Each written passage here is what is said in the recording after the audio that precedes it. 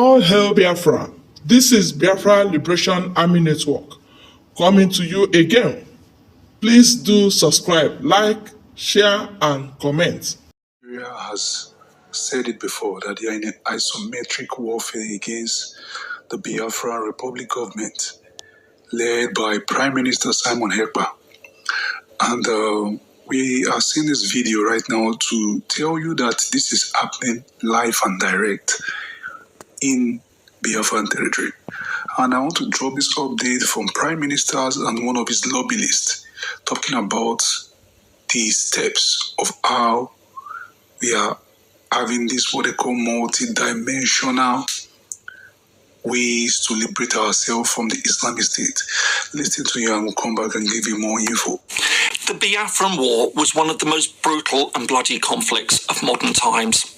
Also known as the Nigerian Civil War, it left 1 million dead and millions more displaced. It also shaped so much of our thinking on secession and independence. And yet today, it's largely forgotten. So what was the conflict all about? And why was it so especially significant? The British decision in the early 20th century to merge the two Nigerian protectorates, a decision taken for economic reasons, created an entity that was fundamentally at odds with itself. This would eventually have dramatic and tragic consequences following the country's independence in 1960.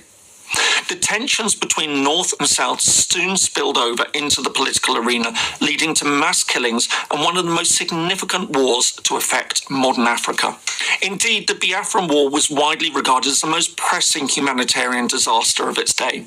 Over the course of 2.5 years, millions died in a conflict that led to mass starvation. My message today is going to be very different. I am not here to give update. Every update we have is in the public. And I believe that if you are here watching this program, you may have been following the Biafra Liberation live and direct. My fellow Biafrans, as we approach the declaration which is to take place during our convention in Finland on the 2nd of December 2024, there are things that we must do. As we continue to protect our land, as the Biafra Defense Force increase the defense of our land, the defense of our women and our children, it is the most important thing for this government to protect the right, the properties, and of course, the life of our children in Biafra land. For us to achieve this and make our place a better place for all of us, we must bear in mind that our blow to Nigeria state and to Nigeria terrorist state must continue to be deep. I mean, our liberation going forward as we approach November, December, must continue to be deep blow on the Nigeria terrorist state until our declaration and beyond. Nigeria has dealt with us for many years.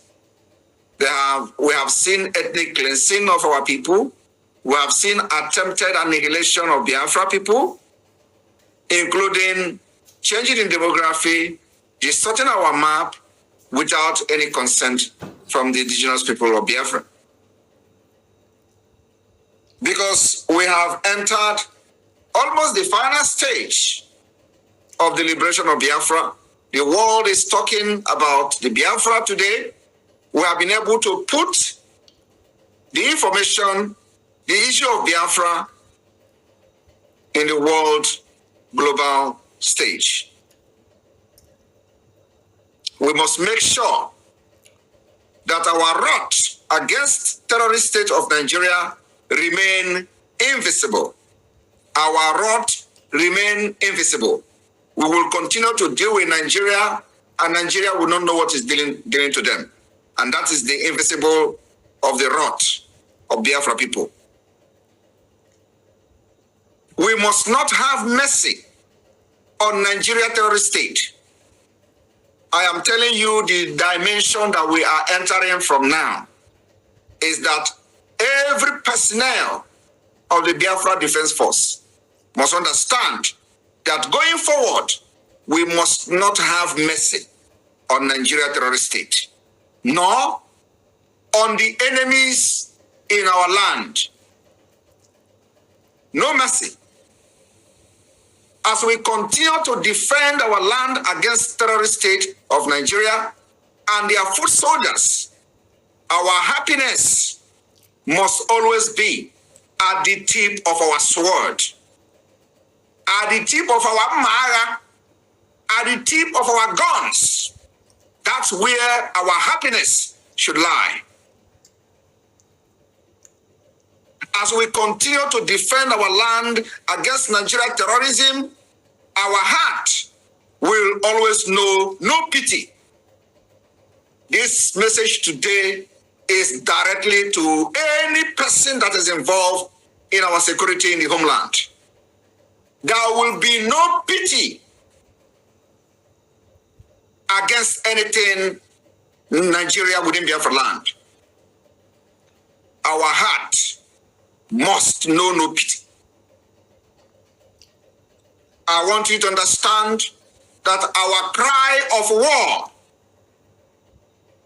will be given for our country, Biafra, which is now finally cutting the Nigeria and British chain of slavery, decade of slavery. Our defiance will not be passed until the Biafra people and the Biafra nation are free. My fellow Biafrans, when the rest of the indigenous people in Nigeria or other ethnic group, as you may call them, and the land,